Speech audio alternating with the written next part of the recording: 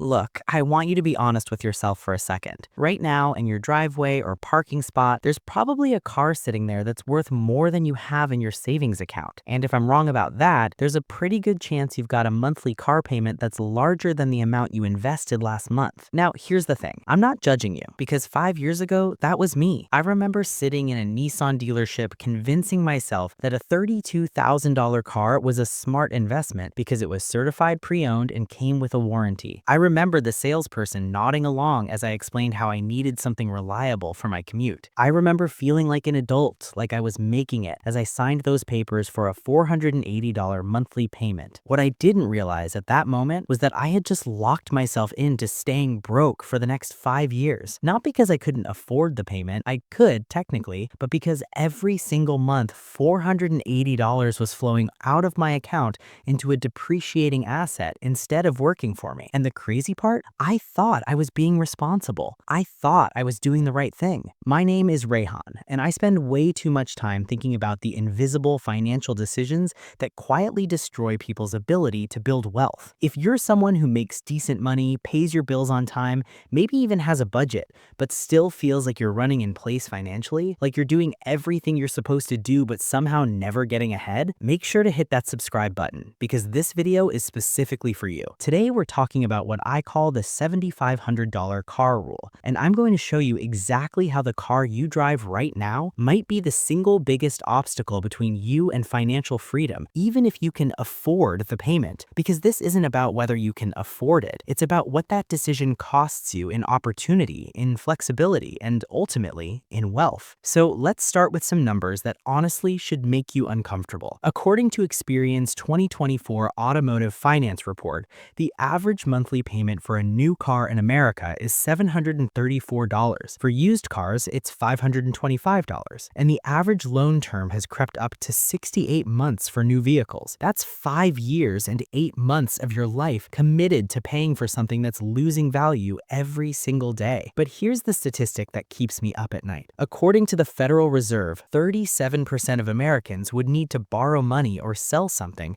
to cover a $400 emergency expense. Think about that. More than 1 in 3 people don't have $400 in liquid savings, but we've somehow normalized spending $525 to $734 every single month on car payments alone. And it gets worse. The average American will spend $9,000 to $10,000 per year on car ownership. When you factor in payments, insurance, gas, maintenance, and registration, that's nearly $1,000 a month just to own a vehicle. Now, most people hear these numbers and think, yeah, but what choice do I have? I need a car to get to work. I just can't have a car. And you're right. For most people, a car isn't optional. But here's what most people don't realize. There's a massive difference between having a car and having a $30,000 car with a payment plan. The car industry, and honestly, our entire culture, has convinced us that we need newer, nicer, more expensive cars than we actually do. And that psychological manipulation is costing the average person hundreds of thousands of dollars over their lifetime. Let me show you what I mean. Let's run through a real scenario. I want you to imagine 2 versions of the same person. We'll call her Sarah. She's 28, makes $55,000 a year, and needs a car. In scenario 1, Sarah does what most people do. She goes to a dealership and finances a 3-year-old Honda Accord for $26,000. She puts $2,000 down, finances $24,000 at 7% interest over 60 months. Her monthly payment is $475. In scenario 2, Sarah does something uncomfortable. She takes that same $2,000, adds another $5,500 she's been saving, and buys a $7,500 car outright. It's a 2012 Honda Civic with 110,000 miles. It's not exciting, it doesn't have heated seats or a backup camera, but it runs reliably. Now here's where it gets really interesting. Sarah in scenario 1 drives off the lot feeling great. She's got that new car smell, well, almost new. She's got Bluetooth, she feels successful. But over the next 5 years, she's going to pay $28,500 total for that car, $24,000 in principal, plus about $4,500 in interest. And at the end of those 5 years, that car is worth maybe $12,000 if she's lucky. She's lost $16,500 in value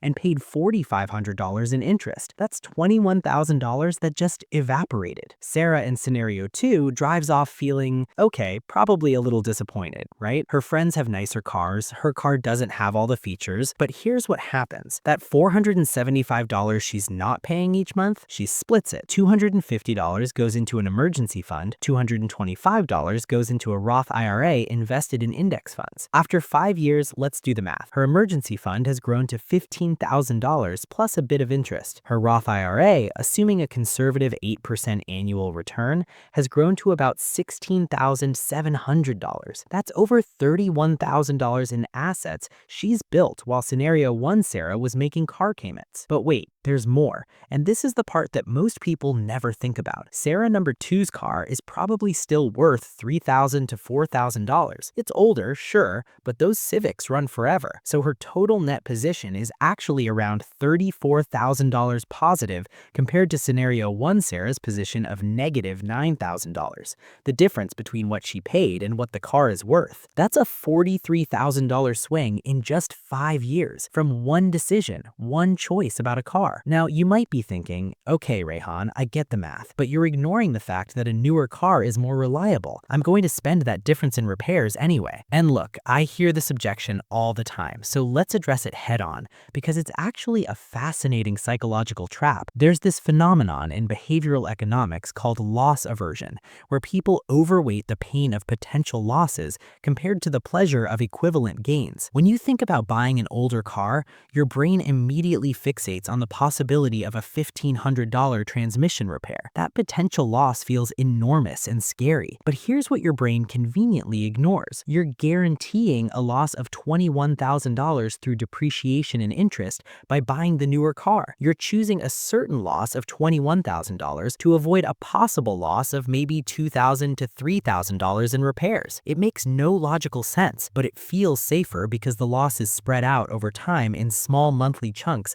that don't feel like real money. And here's the really insane part. According to AAA, the average annual maintenance cost for a vehicle that's 5 to 10 years old is about $1,200 a year. Let's be generous and say an older car costs you double that, $2,400 a year. Over 5 years, that's $12,000. You're still $9,000 ahead of the depreciation and interest you'd pay on the newer car. Plus, you'd have all that investment growth we talked about. But most people don't do this math. Most people make car buying decisions based on emotion, social pressure, and a fundamental misunderstanding of what a car actually is. Because here's the thing, a car is not an investment. It's not an asset. It's a tool. It's a tool that gets you from point A to point B so you can make money and live your life. And somehow we've let car companies convince us that this tool needs to be a status symbol, an extension of our personality. And that psychological shift from viewing a car as a tool to viewing it as an identity is costing people their financial futures. So why $7,500 specifically?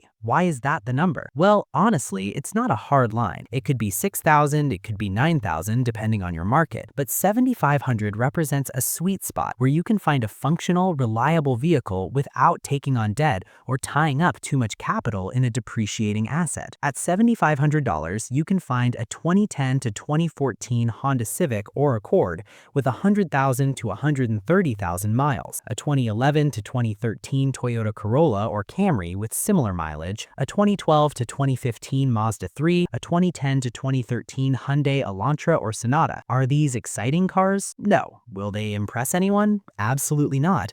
But here's what they will do. They'll get you to work every single day while you build actual wealth. And this is where the rule gets interesting. I'm not saying you should drive a $7,500 car forever. I'm saying you should drive a $7,500 car until you hit specific financial milestones. Here's my framework. Phase 1. Drive the $7,500 car until you have 6 months of expenses in an emergency fund, no high interest debt like credit cards or personal loans, consistently saving 15 to 20% of your income for retirement. For someone making $55,000 a year, this might take 2 to 3 years, but it sets a foundation that most people never build. Phase 2. Only upgrade your car when you can pay cash for the upgrade, or the payment would be less than 10% 10% of your take-home pay, and you're still hitting all your other financial goals. Notice I said upgrade, not buy a new car. Maybe phase 2 is moving from that $7,500 Civic to a $15,000 Accord. You're doubling the quality of your car without destroying your finances. Phase 3. Buy whatever car you want when your net worth is at least $500,000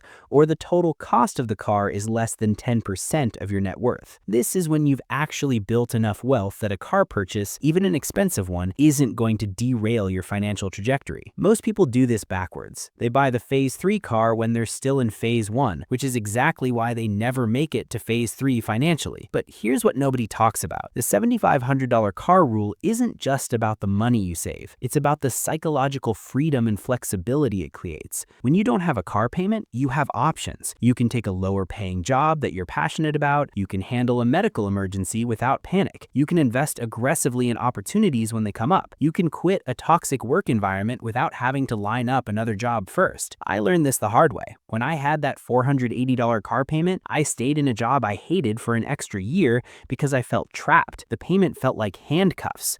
Every Sunday night, I'd lie awake thinking about work, but I couldn't quit because I had this obligation. When I finally sold that car, took a massive loss on it by the way, and bought a $6,000 Toyota with cash, something shifted. A month later, I quit that job and took a risk starting my own business. Could I have done that with the car payment? Maybe, but the psychological weight of that monthly obligation was real. It affected my decision-making. It made me more fearful, more conservative, more stuck. And look, I know this sounds dramatic. Rayhan, it's just a car payment. People have car payments. That's normal. But that's exactly my point. We've normalized financial decisions that quietly destroy wealth and freedom. We've normalized being in debt for cars, and then we wonder why we feel financially stressed all the time. According to a 2023 study by the American Psychological Association, 72% of Americans report feeling stressed about money at least some of the time. And when you dig into the data, it's not usually because people don't make enough money. It's because they've committed their income to fixed expenses, car payments, excessive housing costs, subscription services, before the money even hits their account. The $7,500 car rule is about breaking that cycle. Now, I can already hear some of the pushback, so let me address it. But Rayhan, I have kids. I need a safe car. Look, I completely understand that concern. But here's the thing. Modern safety standards mean that even a 2012 car has airbags, stability control, anti-lock brakes, all the essential safety features. A 2012 Honda Accord is safer than a 2002 Mercedes. Safety doesn't require newness, it requires meeting basic modern standards, which cars from 2010 onward generally do. But what about gas mileage? A newer car will save me money on gas. Okay, let's do the math. Let's say your current car gets 25 mpg and a new one gets 35 mpg. You drive 15,000 miles per year. At $3.50 per gallon, you're spending $2,100 per year in gas in the old car versus $1,500 in the new car. That's $600 in annual savings. Great, except you're paying $5,700 per year in car payments for that privilege, plus higher insurance costs. You're spending $6,000+ to save $600. That's not financial logic, that's rationalization. But I just got a raise. I can afford a nicer car now. This might be the most dangerous thought pattern of all. When your income goes up, that's not a signal to increase your lifestyle expenses. It's an opportunity to accelerate your wealth building. Every dollar of a raise that goes toward a bigger car payment is a dollar that could have been invested, working for you, compounding, building your freedom.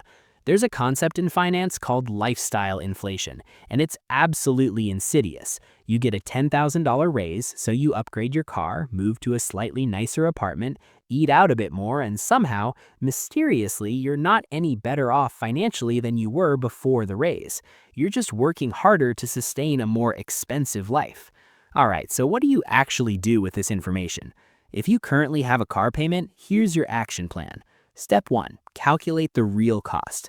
Total up what you'll pay over the life of your loan. Look at what it's worth when you're done paying. Look at that number and really sit with it. That's money that's disappearing from your life. Step 2. Run the alternative scenario. What would happen if you sold your current car, yes, even at a loss, bought a $7,500 car with cash, and redirected the payment to investments? Use a compound interest calculator and see what that money could grow to over 5, 10, 20 years. Step 3. Make a plan. If the numbers convince you, and they should, start planning your exit. Maybe you need to build up savings first to make the switch. Maybe you need to wait until you have positive equity, but make a concrete plan with dates and action steps. Step 4. Execute without emotion. This is the hard part. You're gonna feel like you're downgrading. Your ego is going to protest. Your friends might make comments. Do it anyway, because 5 years from now, when you have $30,000 in investments and they're still making car payments, you'll be grateful you did. If you don't currently have a car payment, congratulations, you're ahead of most people. Now the rule is simple, don't create one. When your current car needs replacing, stick to the $7,500 rule until you've hit those phase 2 or phase 3 milestones. Here's what I really want you to understand. This isn't actually about cars. The car is just the most obvious example of a much bigger principle. Most people are broke not because they don't make enough money, but because they spend their money on things that lose value instead of things that gain value. They confuse being able to afford the payment with being able to afford the purchase. They optimize for comfort and status in the short term and sacrifice security and freedom in the long term. The $7,500 car rule is really about learning to think differently about money. It's about prioritizing assets over liabilities. It's about delayed gratification. It's about being willing to look less successful now so you can actually be successful later. And look, I know this is hard. I know that driving a modest car when your coworkers are rolling up in BMWs feels like failure. I know that telling your family you're downsizing your vehicle feels embarrassing. I know that choosing the boring, practical, unsexy financial decision goes against everything our culture celebrates. But here's what I also know. Every single person I've met who has built substantial wealth, and I mean actual wealth, not just the appearance of it, has made decisions like this. They've been willing to look broke while they were building wealth, instead of looking wealthy while staying broke. There's this quote that I think about a lot. Too many people spend money they haven't earned to buy things they don't want to impress people they don't like. And nowhere is that more true than with cars. So here's my challenge to you. Over the next week, I want you to do something uncomfortable. I want you to calculate exactly how much money is currently tied up in your vehicle, either in payments you're going to make or in equity that's sitting in your driveway depreciating. Then I want you to calculate what that same money would be worth in 10 years if it was invested instead. Actually see the number. Actually confront the opportunity cost. And then ask yourself honestly, is the car you're driving right now worth your financial freedom? Is it worth delaying retirement by 5 years? Is it worth staying in a job you hate because you need the income to cover the payment? For most of you, the answer is going to be no, and that realization might be uncomfortable, but it's also empowering, because now you know, and knowing means you can do something about it. The $7,500 car rule isn't about deprivation, it's about clarity. It's about seeing cars for what they actually are, tools, not treasures, and making decisions that actually serve your financial goals instead of working against them. If this video changed how you think about car buying, hit that subscribe button and drop a comment below telling me what you're driving right now and whether you're planning to make a change. And if you know someone who needs to hear this, someone who's stuck in the car payment cycle, share this video with them. Sometimes the most valuable thing you can give someone is permission to make a different choice. Thanks for watching. I'll see you in the next one.